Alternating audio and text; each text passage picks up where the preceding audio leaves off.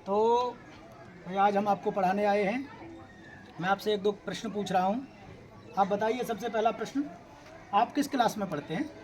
BEd first semester. थोड़ा तेज़ बोलकर बताइए। तो आप बीएड फर्स्ट सेमेस्टर में पढ़ते हैं। क्या आप बीएड की फुल फॉर्म बता सकते हैं, पूर्ण रूप? Yes, bachelor of education.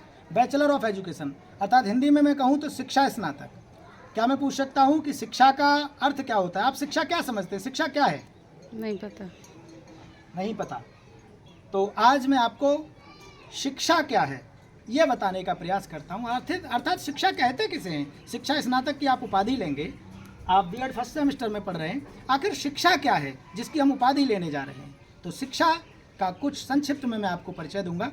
आज का मेरा टॉपिक रहेगा शिक्षा।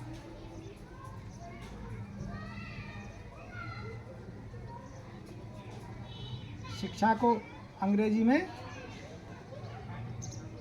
एजुकेशन कहते हैं। मैं आपको शिक्षा को दो प्रकार से समझाने का प्रयास करता हूँ। ये आपका जो पेपर है राजा महेंद्र प्रताप सिंह स्टेट यूनिवर्सिटी में आपके बीएड प्रथम सेमेस्टर के यह द्वितीय पेपर है, जिसका नाम है कंटेम्प्रेरी इंडियन एजुकेशन, अर्थात समकालीन भारत एवं शिक्षा। उसकी पहली यूनिट है। तो मैं आपको शिक्षा से शुरुआत करता हूँ। भारतीय दृष्टिकोण और पाश्चात्य दृष्टिकोण में बांटकर मैं शिक्षा पर बताने का प्रयास करूँगा। संस्कृत भाषा की शिक्ष धातु में आ प्रत्यय लगाने से शिक्षा बना है। शिक्षा का अर्थ होता है सीखना और सिखाना। इस प्रकार शिक्षा का अर्थ हुआ सीखने सिखाने की प्रक्रिया। मूल शब्द इसका हुआ शिक्ष। भारतीय विद्वानों के कुछ मतों को हम देख लेते हैं, उससे क्या होगा कि शिक्षा की कुछ परिभाषा, कुछ उसका अर्थ और अच्छा स्पष्ट हो पाएगा।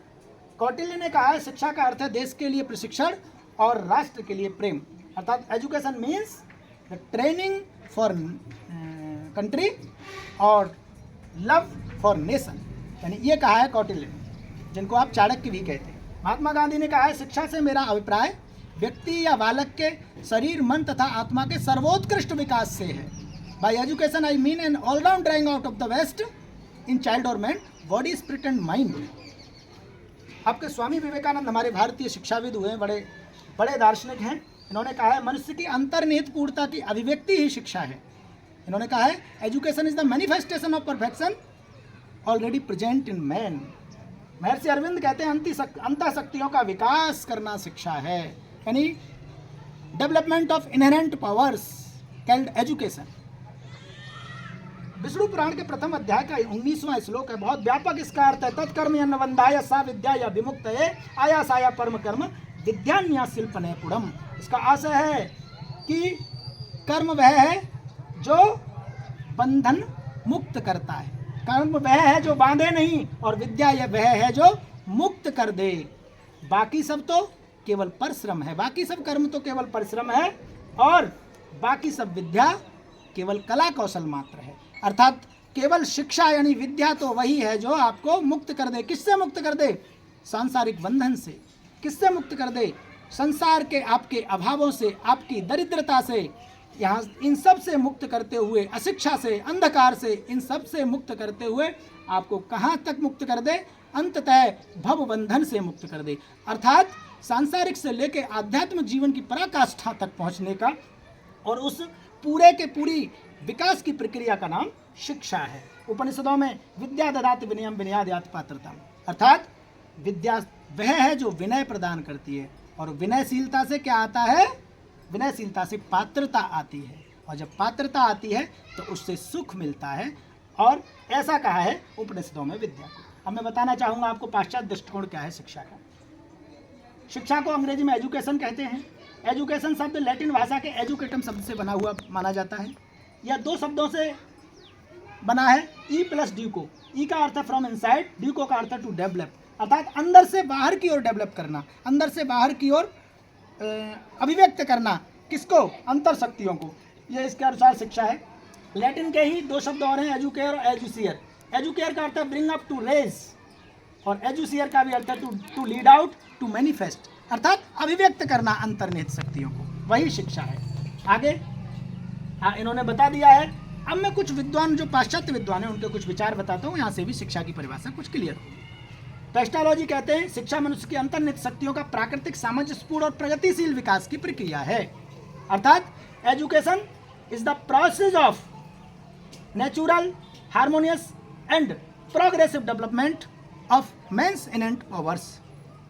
आप हर्बर्ट स्पेंसर की परिभाषा देखेंगे, वो कहते हैं अंतः शक्तियों का बाहरी जगत से समन्वय स्थापन करना शिक्षा है, अर्थात establishment of coordination between the inherent power and outer life is called education. Plato कहते हैं शिक्षा शारीरिक, मानसिक, बौद्धिक विकास की प्रक्रिया है, अर्थात प्लेटो के अनुसार education is the process of physical, mental and intellectual development. अरस्तु भी कहते हैं स्वस्थ शरीर में स्वस्थ मस्तिष्क का निर्माण करने की प्रक्रिया शिक्षा है।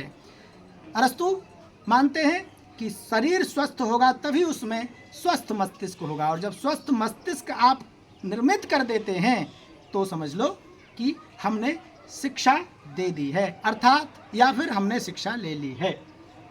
तो मैंने आपको बताने का प्रयास किया कि शिक्षा क्या है, शिक्षा का भारतीय दृष्टिकोण क्या है, शिक्षा का पाश्चात्य दृष्टिकोण क्या है, ये मैंने बताने का प्रयास किया। अब मैं आपको बताता हूँ शिक्षा का स्वरूप क्या हो सकते हैं, शिक्षा के साधन क्या है। मैं शॉर्ट में आपको बताता हूँ। शिक्षा 3 प्रकार से हमको मिलती है: औपचारिक शिक्षा, अनौपचारिक शिक्षा, निरौपचारिक शिक्षा। औपचारिक शिक्षा वो है जिसमें कुछ बंधन है, कुछ नियम है, कक्षा में बैठकर जो मिलती है। यहाँ पर आप एडमिशन लेते हैं तो आपको टीसी जमा करनी पड़ती है, माइग्रेशन जमा करना पड़ता है, परीक्षा देनी होती है, 80% उपस्थिति देनी होती है। ये सब क्या है? औपचारिक शिक्षा। अनौपचारिक शिक्षा है आपके जन्म से लेकर आपकी माता पहली गुरु रही, उन्होंने शिक्षा दी, पिता ने दी, परिवार ने दी, खेल समूहों ने दी, आप बाहर गए, समाज ने शिक्षा दी, बस में, ट्रेन में, हर जगह आपको कुछ ना कुछ सीखने को मिलता है। ऐसी शिक्षा को अनौपचारिक शिक्षा कहते हैं। और निरौपचारिक अर्थात नॉन फॉर्मल एजुकेशन वो है जो कुछ औपचारिक शिक्षा के बंधन उसमें हैं और कुछ अनौपचारिक शिक्षा की स्वतंत्रता के गुण उसमें हैं। इसको नॉन फॉर्मल एजुकेशन कहा है। जैसे कि आप डिस्टेंस एजुकेशन कह सकते हैं, जैसे कि आप ओपन एजुकेशन कह सकते हैं। टीवी, रेडियो के माध्यम से आपका सीखना होता है। आप जब डिस्टेंस एजुकेशन लेते हैं तो आपको टीसी, माइग्रेशन की आवश्यकता नहीं होती, आपको क्लास में 80% उपस्थिति की आवश्यकता नहीं होती, लेकिन आपको परीक्षा देनी होती है, आपको डिग्री भी मिलती है। तो औपचारिक और अनौपचारिक शिक्षा के समन्वय के साथ, समन्वय के बाद जो शिक्षा है वो है निरौपचारिक अर्थात नॉन फॉर्मल एजुकेशन। तो आज मैंने आपको ये शिक्षा क्या होती है ये बताया और शिक्षा के स्वरूप और साधन बताए। आज की क्लास में मैं आपको इतना ही बताऊँ।